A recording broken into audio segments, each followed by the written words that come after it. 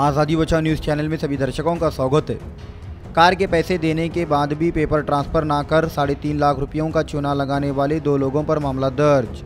दरअसल सोलापुर शहर न्यू पाचापेट पात्रोड चौक की रहने वाली 42 साल महिला ने सदर बाजार पुलिस थाने में अक्कलकोट मानिक चौक के रहने वाले किशन यादव और नागेश यादव के पास से एक सेकंड हैंड कार खरीदी थी, जिसके पेपर नाम पर करने और कार का काम करने के लिए ये दोनों कार ले जाकर ना तो गाड़ी नाम पर की है और ना ही कार लौटाई है। पुलिस ने इन दोनों आरोपियों के खिलाफ IPC 406, 420, 504, 506, 34 के तहत मामला दर्ज कर अगली जांच में जुटी है।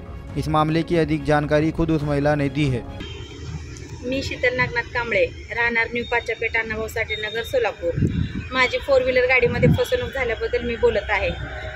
मी 4 व्हीलर गाडी अक्कलकोटचे राहणार किशन जाधव व नागेश जाधव यांच्याकडून 2022 रोजी मी घेतली होती आणि 2007ची गाडी असल्यामुळे मला त्यावरती लोन झाले नाही। 6 महिन्यात परतफेड करायची होती। मी 6 महिन्यात त्यांची परतफेड केले। परतफेड केल्यानंतर कसे केलं परतफेड? फोन पे द्वारे थोडे पाठवले, रोख कॅश थोडे दिले। फोन पे द्वारे 1,14,000 पाठवले आणि बाकीचे रोख कॅश त्यांना नेऊन दिले मी। आणि काय थोडे पैसे ते लोक माझ्या घरी येऊन घेऊन गेल्यात। आणि 1.5 वर्ष गाडी माझ्याकडे होती। 1.5 वर्ष इनोवा गाडी होती आणि 1.5 वर्ष माझ्याकडे होती। वारंवार मी त्यांना नावावर करण्यासाठी विचारले असता पहिला माझे कागदपत्र घेऊन गेले की आधार कार्ड, पॅन कार्ड माझं घेऊन गेले। मग 1-2 महिन्यांनी म्हणले की लेडीच्या नावावर गाडी होत नाही आणि परत माझ्या मुलाचं घेऊन गेले। मुलाचं घेऊन गेल्यावर पण तसंच टाळामटाळ केले। RTOला गाडी पण घेऊन गेले आणि मुलाला पण घेऊन गेले, पण तिथं काय साहेब नाही, रजेवर आहेत म्हणून आम्हाला वापस पाठवून दिले। मग मी गाडीसाठी वारंवार विचारत असताना आम्हाला कोर्टापाशी म्हणलं नोटरी तर करून द्यायला पाहिजे आम्हाला गाडी। मग नोटरी करायसाठी कोर्टापाशी पण घेऊन गेले। मग तिथं पण म्हणले की तुम्ही गाडीला खर्च केलेला आहे आणि मालक जास्त पैसे मागत आहे, त्याकरता एक 8-15 दिवस तुम्ही थांबा, मी परत नोटरी करून देतो म्हणले। मग तिथून गाडीचा AC पूर्णपणे बंद पडला। मग मी सोलापूरमध्ये 2-3 ठिकाणी विचारले असता त्या गाडीचा AC काय बनला नाही, गाडी एकदम जुनी असल्यामुळं। मग मी परत त्यांना विचारले गाडीचा AC असा पूर्णपणे बंद पडलेला आहे।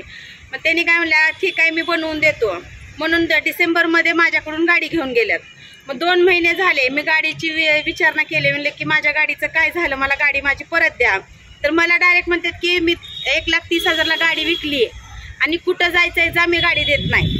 आणि परत मला म्हणतात की तुला आणि तुझ्या मुलांना हातपाय तोडून बडवत कल्याण शेट्टीच्या ऑफिसमध्ये आणून बसवतो, नावाचा नागेश जाधव नाही, अशी मला धमकी देतात।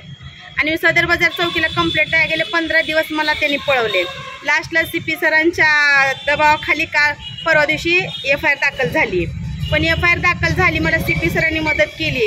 पण आता मी मीडियाच्या माध्यमातून एकच विनंती करते की लवकरात लवकर त्यांच्यावर गुन्हा दाखल त्यांना अटक झाली पाहिजे आणि योग्य ते मला न्याय भेटला पाहिजे।